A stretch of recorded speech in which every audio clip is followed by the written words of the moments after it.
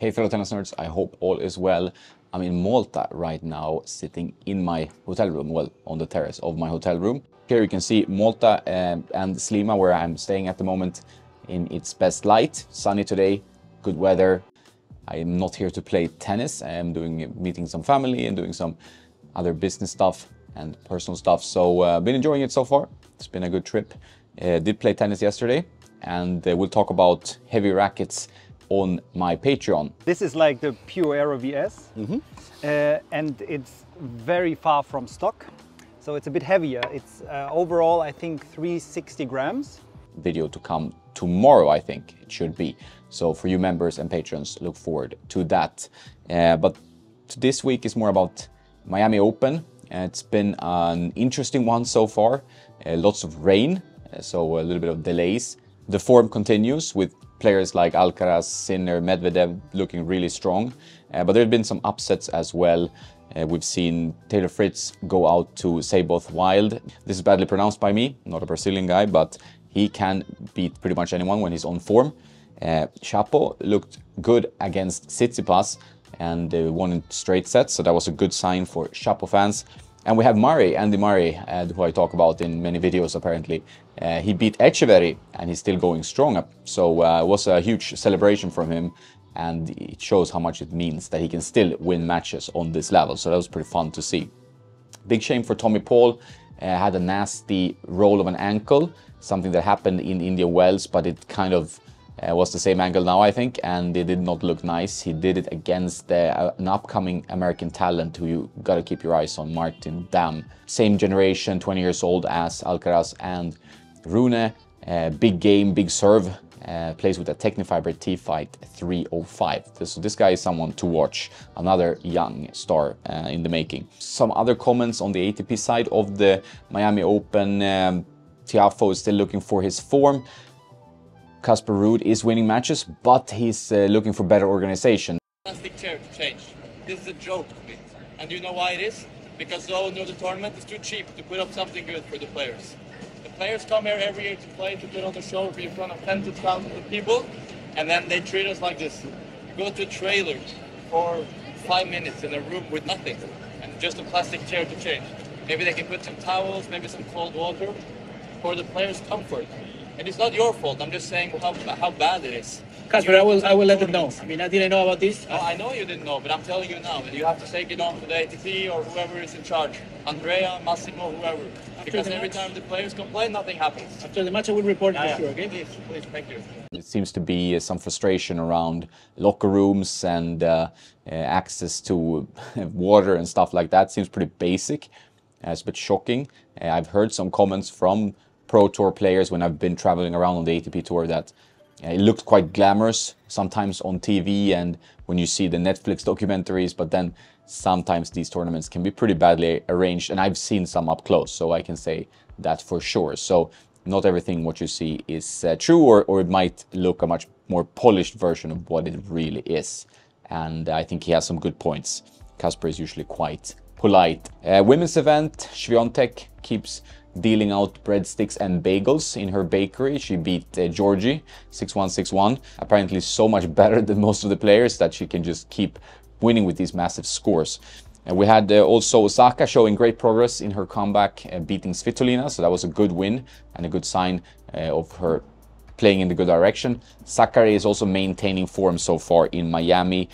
We did have some rough news in Sabalenka's camp. Her former boyfriend, apparently they had broken up a while ago or something like that, but he committed suicide from his hotel room, and that's according to the news at least, and we'll see how that story unfolds. Horrible news for Sabalenka, and kind of understandably she did win one match against Paula Badosa afterwards, which is incredibly strong to do that, to go out and compete, but then she had a letdown against Kalinina and lost in 3 sets in the next round. So probably she needs some time now to regroup, because it's a pretty big thing. There have been other upsets also in the women's tournament. Can we talk about Ons Jabeur losing being an upset anymore? She has had a rough year and now lost to up-and-coming player Avanesian. So not really a shock there. Rybakina had to fight hard to beat Taylor Townsend, but she has the game to upset pretty much anyone. Kalinskaya continues her form, completely trashed Ostapenko, and Katie Boulter is also playing her best year of tennis so far. Looks really good and really positive. If we talk about gear, we have seen Marton Fucsovics wear a new kind of bolt-inspired, lightning bolt-inspired brand called About. You see them here on the Tennis Warehouse Europe page, where you get 10% off if you use the code TNERD10. So do that. We've also seen Ramos Vignolas, Spanish player, testing a new string setup. He's been very steady with his rackets and strings over the years, but now he's testing something new. I cannot see exactly what it is based on the pictures, obviously. Maybe you have some more information. Pro Hurricane Tour, Babala string, or maybe he's testing some Solinco one. Let me know in the comments if you know, if you're stringing. So what's happening on the channel this week? We have an outspoken Swedish coach in Thomas Alm joining me on Tuesday. When it comes to your coaching, like, you're quite a physical minded guy. Like, you do you know, running, you talked about marathons before, obstacle course, weight and muscles building and things like that. How important is physical versus mental, and what is kind of your strength as a coach to bring to the player? Well, I think it's connected. First of all, you have to be an animal. You have to go out there to kill, and you have to have a mindset. Like, if you really want to make it, you should have a mindset that, for instance, let's say that you're a girl that you're playing tennis and you say, oh, I can only be out for 3 weeks because I have to, you know, after that I have to go home to see my boyfriend. Well, I don't want to coach you, you know. But if we're out for whatever weeks, and then when we are home, when you have the day off, you hang out with your boyfriend. That's not a problem. You see the difference? So the difference is, like, I have to, or I'm doing it when I have time off. That is the big difference. That's number one. And the second is that once you decided that this is what you want to do, you have to be an animal. I tell the player, like, you are not tired.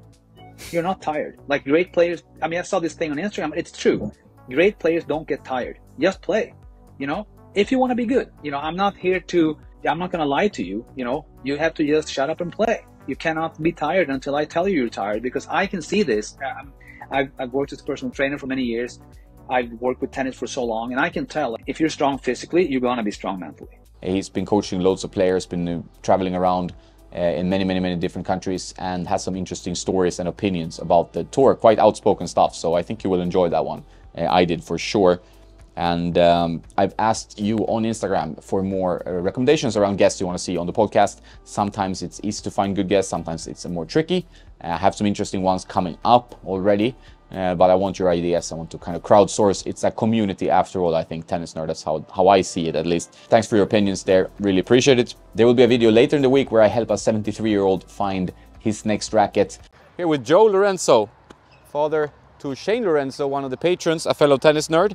And he wanted a new racket for his father, who also wanted a new racket, I guess. Yep. And this is what you this is what you used to play with, and you played 2.5 hours, so he was very sore today. I was playing with that racket, plus I've got an Agassi racket which nearly pulled my shoulder. Yeah, it's one of those old rackets, right? I thought I couldn't wait to come over today and try different rackets with you and see what you thought. And a little bit of a different demographic there, something a bit new in the racket sphere. I also have some other content that I hope you find interesting. And if you have interesting ideas of content you want to see, put them in the comments below. I read. I don't always have time to answer. It's still kind of a one-man band, but trying to find some help with editing and writing. And more about that on Instagram.